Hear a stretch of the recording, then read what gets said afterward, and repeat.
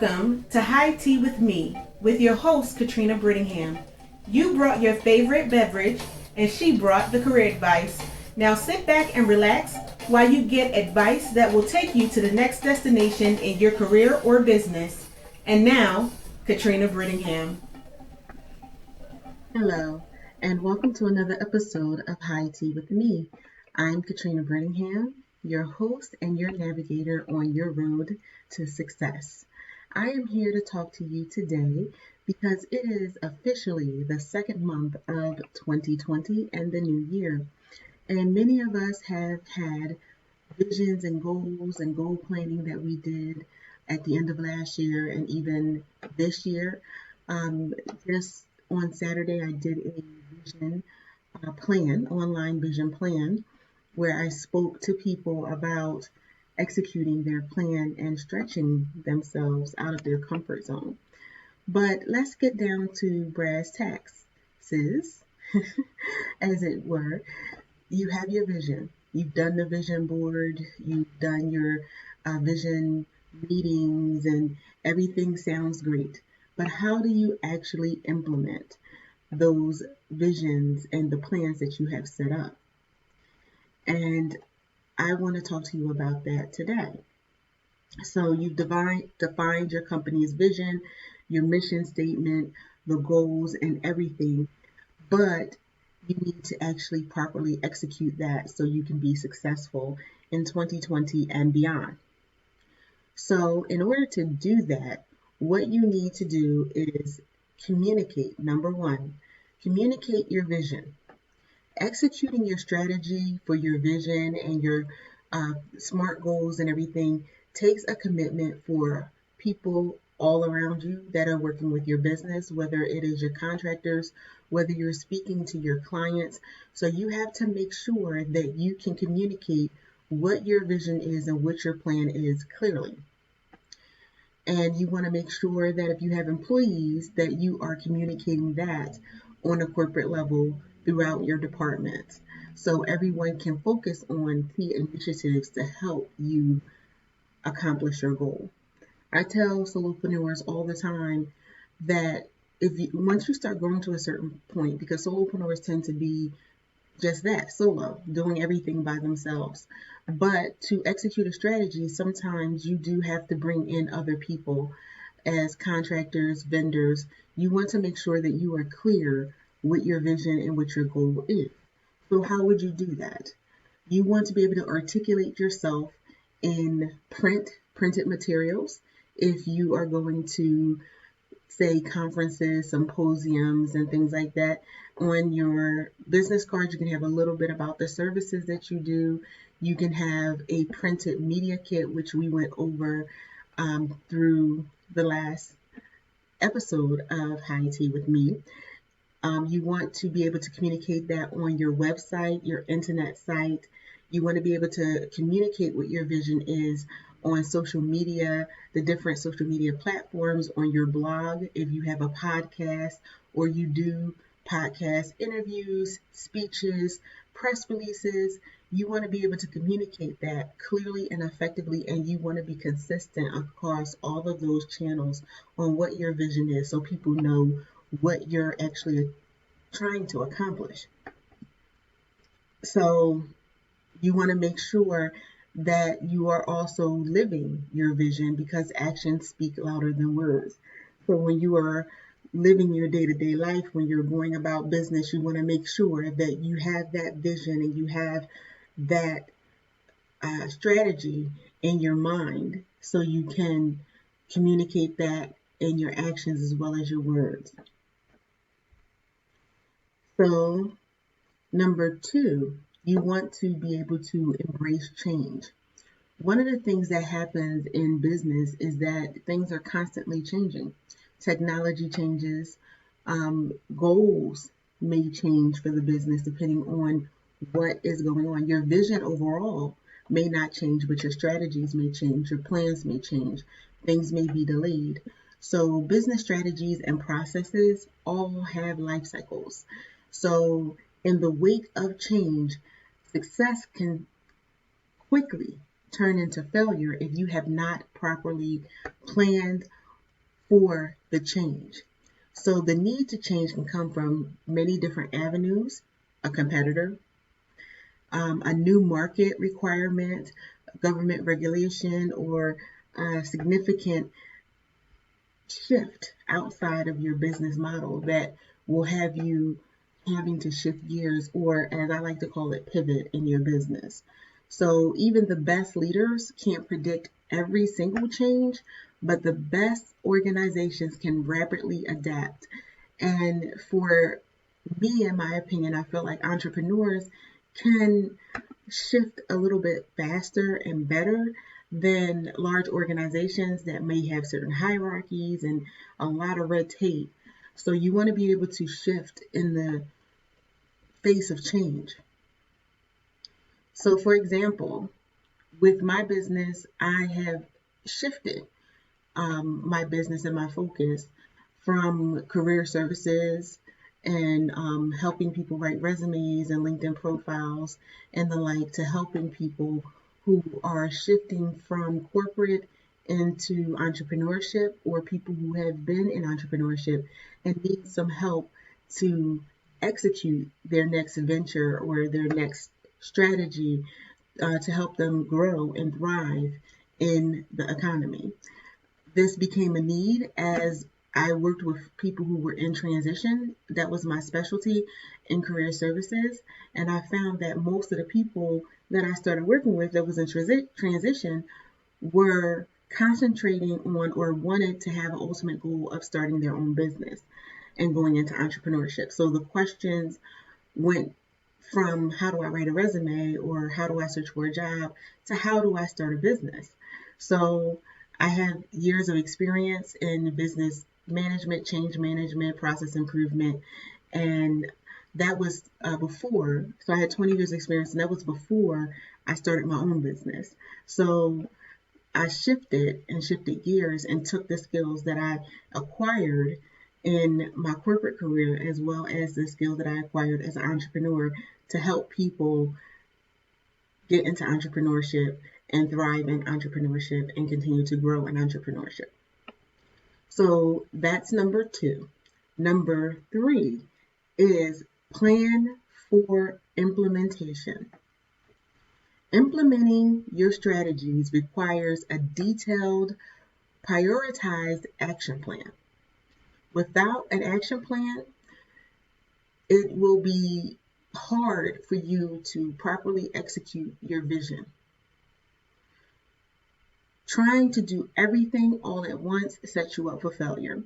And this is a big thing for entrepreneurs, because if you're doing everything by yourself, you start on this one piece and then you're like, oh, let me do that, and you stop what you're doing and you do something else. So you have pieces of unfinished tasks ahead of you. So it seems like you're being productive and you're done at the end of the day, but you really have not accomplished what you needed to accomplish because everything is undone. So you want to actually take the time and prioritize, what do I need to get done today? What do I need to get done to achieve this vision here? And of course, you want to do small pieces to do your goal, but what do you actually have to get done to get to the next step so that you are progressing? These are one of the things that you need to do to make sure that your action plan is effective, is to make sure that you prioritize correctly. I cannot stress that enough. I've fallen into that trap as well as a business owner, where I would start on one project and then get sidetracked and start doing something else and doing something else. And at the end of the day, I'm like, I got a lot done. I did a lot. But then when I looked and I was like, wait a minute, no, I just have pieces of things done. I don't have things done. So I have to sit down and I have to focus on getting things done.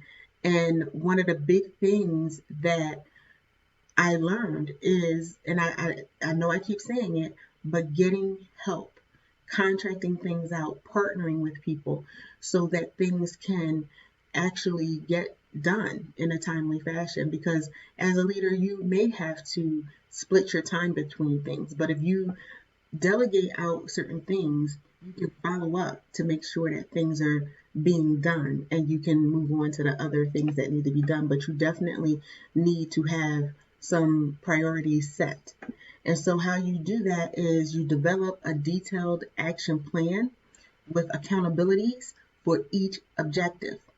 The accountabilities are important, especially if you're delegating out, because you need to hold them accountable for getting the work done and what is supposed to be done and the due dates of things that are supposed to happen so things can transpire and you can actually see the results of things getting done. Setting up weekly meetings will help you with that to stay abreast on what's going on. If there are any delays, if there's something that goes wrong, and things that go right, and celebrate the victories that way. So you want to translate your strategy into operational terms through specific actions, programs, budgets, and procedures. Yes, you do have to budget for the work that needs to be done. What is your budget? How much can you afford to spend? Do some shopping around for pricing that meets your needs. Do shopping for your contractors. Do shopping to make sure that the people that you hire are reputable and can get your stuff done with quality and timely. I've run into that in my business and also in corporate where vendors were hired, and of course when you're in the buying process, everyone promises the world. But even in corporate, I found where we've had vendors who could not deliver what they promised. They were late doing it, and then after they couldn't deliver, now they want to charge you more to actually do the work that they initially promised you to do. So then that's when you have to be strategic and let them know this is what you promised, and make sure you have that in writing, that this is what they promised and this is the fee that they promised to do it for, and get that done. So that's another reason why you want to be clear in your vision. You want to be clear in the accountabilities. You want to be clear on what the product is that you are trying to get, or the services that you are trying to get. You need to be crystal clear, because anything that's any ambiguity will be to your disadvantage. So you want to make sure that you are clear on what you want and what you need for the deliverable.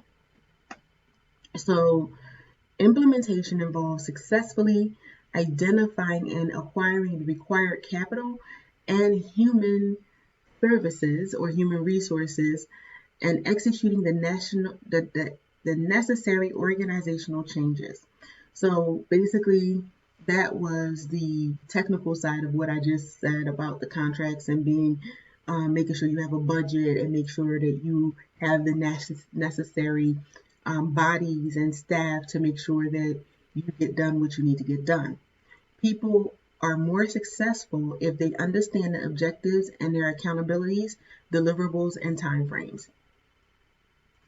So that's that. You want to identify any risks or potential risks and develop contingency plans. You always want to have a contingency plan or a plan B, because every change has a risk associated with it. As soon as you identify a risk, develop a contingency plan so that you can handle it. Do not be afraid to execute your contingencies. And with entrepreneurs, that is sometimes a problem. For us, we don't necessarily want to execute another plan or the contingency plan, because we're like, well, no, we stick to this road, things will work out. Sometimes you have to know when to cut your losses and move on to the next phase or the next plan. Conduct stakeholder analysis, and that is proactively seeking the opinions of those affected by your plans and any changes. So, for example, I made changes to my business, and my stakeholders are my customers. So I had to do research and find out how this was going to affect my customers. How was this going to affect my client base?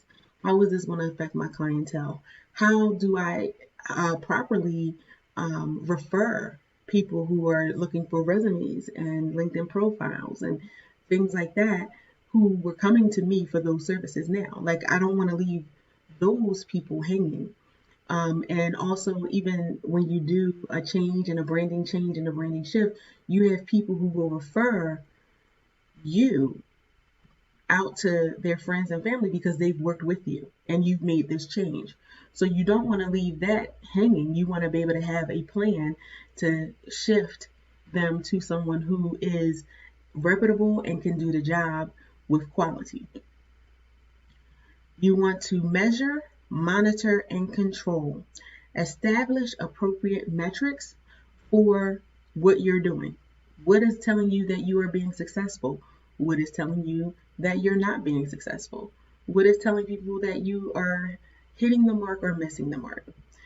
Whether the news is good or bad, measure the performance and the results and act accordingly. Weigh the project priorities, regularly evaluate the risks, and implement contingency plans again when necessary. Contingency plans can be done in the beginning, and also that's why it's good to have regular follow-up, regular meetings if you have staff, meeting with your vendors on a regular basis, or just reviewing your plan and reviewing where you are so you can see something happening before the train goes off the rails. And so like I said, contingency plans may not necessarily just be in the beginning phases. So you have to monitor what's going on, and that's why you have the measure, monitor, and control. You measure, you're monitoring what's going on, and then you're looking and seeing, okay, this is not quite working well. What's going on and why is it not working well? Okay, what do we have to do and what's the strategy to get things back on track? Number 4, develop an operating model. An operating model is a tool to define how the organization will implement its strategic or tactical plan into its operating environment. It encompasses all core work, competencies, tools, technologies, organizational structure, and processes needed to execute the strategies in it. So that is finding out, number 1, what do you need to get this done? What tools are you going to have to bring on? What technologies are you going to have to use or even change out and swap out to make sure that you are meeting the goals that you need? The organizational structure, meaning, do you have employees? If you do, what's the hierarchy on this project? If you're bringing in a contractor, find out exactly and map out what the duties will be and the tasks will be. And find out what the process is to accomplish your goal. What steps have to be taken to actually implement this? And when you do this, it helps you build capabilities and commitments to new ways of managing both the change and the operations work. It helps align your business objectives. It helps create an organization. It helps an organization to manage what is vital to your company, to your services. If you have divisions and departments, it helps you to manage that. It helps you to create a well-defined structure and achieves the objectives by aligning human capital and business needs to stated goals. It allows you, as the business owner, to be proactive and adapt to changes in technology and in the marketplace. So again, when you're doing changes, when you have your vision and you want to implement, there's sometimes systems that you have to change out. And I had to do that myself in 2019. I started doing it in the beginning of 2020. It really kind of hurt me to my heart to actually get rid of this system because the person who created it, or one of the co-creators, I knew personally, but it wasn't suiting my need. And I actually hadn't used that technology in a while, so I had to get rid of it in favor of a technology that would be more suitable. It creates a framework that serves as an enabler of process-centric, customer-focused, and information-driven models. So you want to make sure that you're always thinking about your process, you're always thinking about your customer, and you want to have the information that you need to do the job properly. It links organizational change with performance to create a framework for making change work. So, for example, if you are, say you want to update your website, that's something that people do all the time. Your website is out of date. That has happened to me where my website, the platform that I was using for my website, was no longer being serviced. No one was using it. The technology was out of date. And so I had to put together a plan and a timeline to have this website moved to a new platform. And so I hired a contractor to create the website. I let them know what my time frame was. I let them know that I did not want any downtime for my website or minimum downtime for my website, as I had it redesigned with the newest technology and the technology that would push it forward. The language behind the website was no longer being used, and so I had to have the language updated. I had to have the design totally revamped because the design had to change also with the updates. So I had to come up with a clear plan and a clear strategy. I had to let them know what the accountability was. I had to budget for the new website, and I had to make sure that I monitored to make sure that things were moving according to plan and follow up with the tech.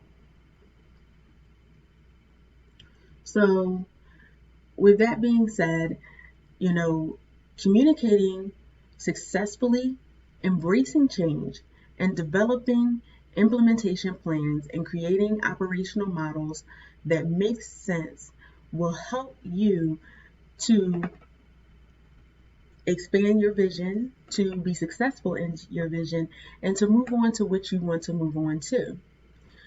And with that, I do thank you for listening. I do want to bring up the fact that at the end of October 30th and 31st, I will be conducting a leadership conference entitled Executive GPS. This conference will be packed full of things that will help new business owners and business owners who have been in business for some time get the tools that they need to execute their vision, to go to the next level, to get them venture ready for the next phase, and to prepare them for this year, even though it's near the end of the year, but also moving forward into their visions and their dreams and their goals. And we are going to have some powerful speakers who come in and give you actionable steps that you will be able to take the moment you walk out of that conference. You will be able to do the things that you need to do, from financing your business to getting capital for your business, to creating business plans, to learning how to speak to be an effective leader and bringing on employees. It will be for people who are in for-profit businesses, nonprofit businesses. It will be for people who are in family business, family-owned businesses, solopreneurs, partners, and the like. So I will hope that you will stay up on top of that. I will be sending out the call for breakout speakers. We have our keynote speakers set, but we are sending out a call for some breakout speakers, so you will be seeing that. You can keep your eye out for sponsorship opportunities and vendor opportunities. It is going to be an awesome 2 days. I am excited to help you get to where you need to be on the next step of your journey. And if you need to contact me, if you want to be a guest on the show, you can contact me at info@ventureready.net, or you can reach out to me on Facebook. And if you go to www.facebook.com/Katrina.Brittingham, that is my personal page, or you can go to www.ventureready.net www.ventureready.net/ventureready. And then you can contact me and send me a message there. I look forward to speaking to you again about your business goals. I also do want to speak about my book, Why Not Me, which is coming out in March. It is in pre-sales now. And if you go to my Facebook page, www.facebook.com/Katrina, the author, you will be able to get the book in pre-sales. And any pre-sales books will be personally signed and have a special tailor-made message for you in the book. The book is called Why Not Me? From Insecurities to Gaining Success. And it talks about my insecurities and how I had to overcome them when it came to professional things in corporate as well as in business, the lessons that I learned in business. And it is to encourage you to know that you can achieve your dreams and your goals in business. I thank you again for coming out and watching the show, and I will see you next week. Goodbye.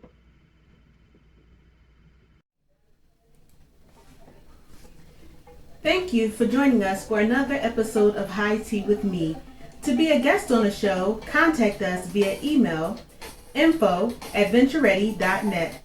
Thank you again, and see you next week.